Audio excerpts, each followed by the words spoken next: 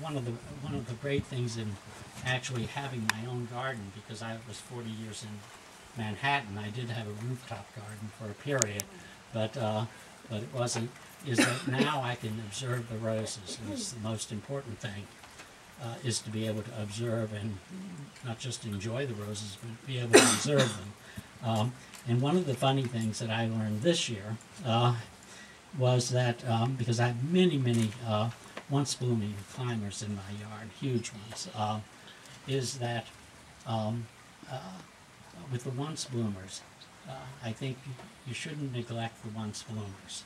The once bloomers are fantastic, and what I had the good fortune of having several once bloomers growing sort of together, so that, but they had separate seasons, so that for 2 months I had nothing but roses. One would succeed the next, but masses of roses. And I brought for your raffle 3 of these once bloomers.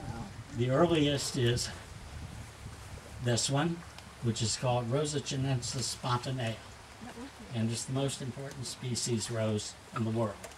And there are 2 of them growing on the East Coast, and there are a few more growing out at Quarry Hill.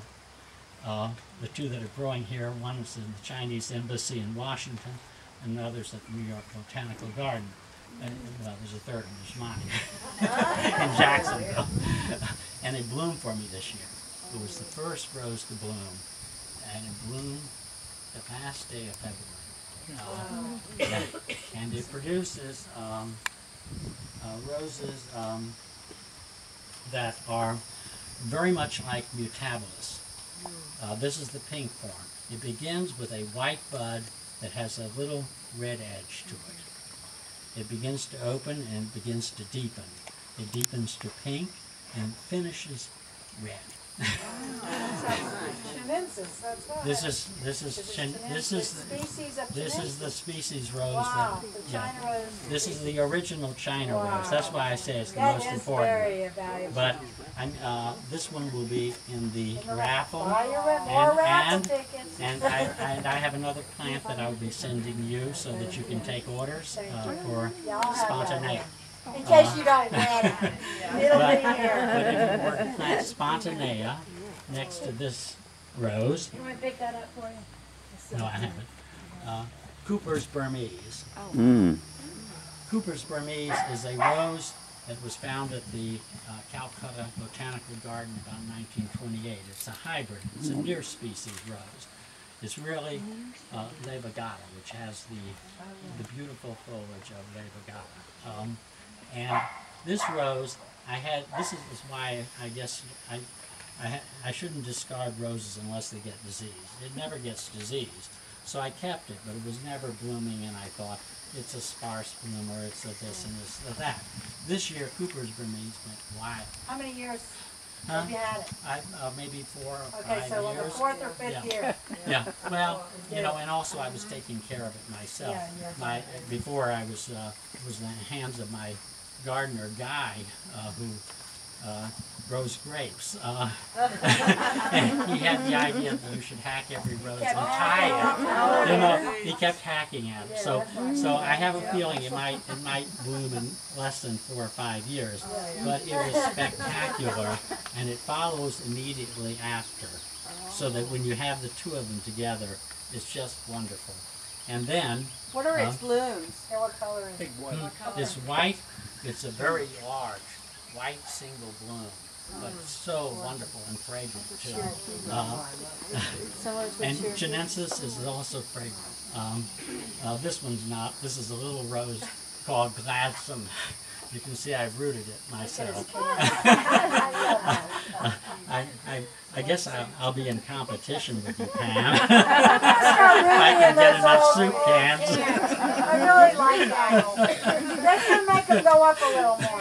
But so gladsome cool. is an Alistair Clark rose from Australia, Australia's greatest hybridizer, and this is a multiflora rose, and it blooms right after this. And what I discovered this year, and it's only because I was able to observe the entire year of roses, is that you have the China roses starting, then you have giganteas and the hybrid giganteas all coming together, and Fortune's double yellow, and then you have Cooper's Burmese coming in, and other big climbers that are Levigata, and you also have the Banksian roses blooming very early. They'll bloom very early. Cherokee. Huh? Cherokee. Cherokee blooms exactly when Cooper's blooms. But I like Cooper's Burmese. I know it's a hybrid of it. I like it better than Levigata, than Cherokee. And then everything, the tea roses, I had bush roses, and they were blooming too. Different ones. Douchet, the China type tea, was the earliest, and then it moved to the other teas. But you can get if you know your species in a way and your hybrids, you can extend the season, because the final roses to bloom were the roses like Gladstone and other multiflora and Thousand Beauty. Wicker Rana hybrids. Really, So I got two months of bloom, and as you said, it was very early bloom this year. Everything now the teas are coming into their second bloom, that sort of thing, and the big species are done. But my joy in the garden was in March with all the big species roses. I had a little plant of Montecito that had been just a twig a year ago. It spread 30 feet over 3 huge camellias in 1 year and bloomed on top of the camellias.